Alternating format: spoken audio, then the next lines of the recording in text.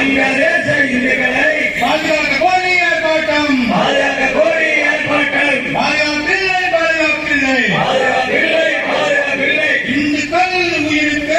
இந்துக்கள் உயிருக்கு பாதுகாப்பில்லை மாணவர் போராட்டம் என்ற பெயரில் மதவெறியாட்டம் நடக்குது. சொத்துக்களை சூறையாடணும்,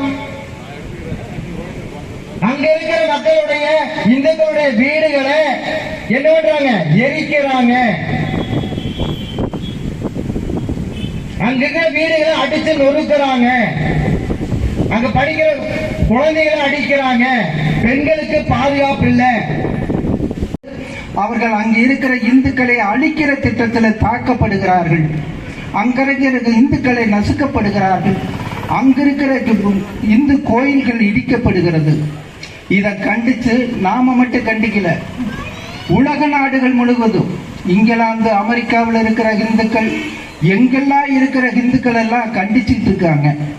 அப்ப இந்த நாட்டில் இருக்கிற பாகிஸ்தான்ல பாதிக்கப்பட்ட இங்க இருக்கிற அரசியல்வாதிகள் குரல் கொடுக்கிறார்கள்.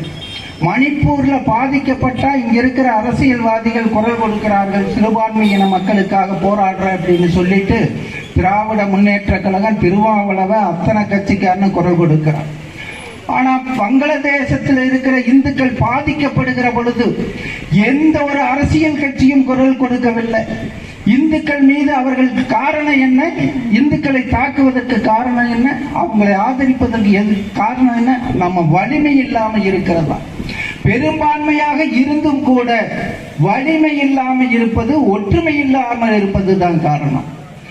எங்கேயோ இருக்கிற மணிப்பூர் பிரச்சனைக்காக இங்கு போராட்டம் நடத்துகிற, எங்கேயோ நடக்கிற ஏதோ ஒரு பிரச்சனைக்காக ஜம்மு காஷ்மீர் பற்றி பிரச்சனையை பற்றி பேசுகிற போது லட்சக்கணக்கான இந்துக்கள் பாதிக்கப்படுகிற பொழுது இந்த தமிழகத்தில் எந்த ஒரு அரசியல் கட்சி பாரத நாட்டில் குரல் கொடுக்கவில்லை.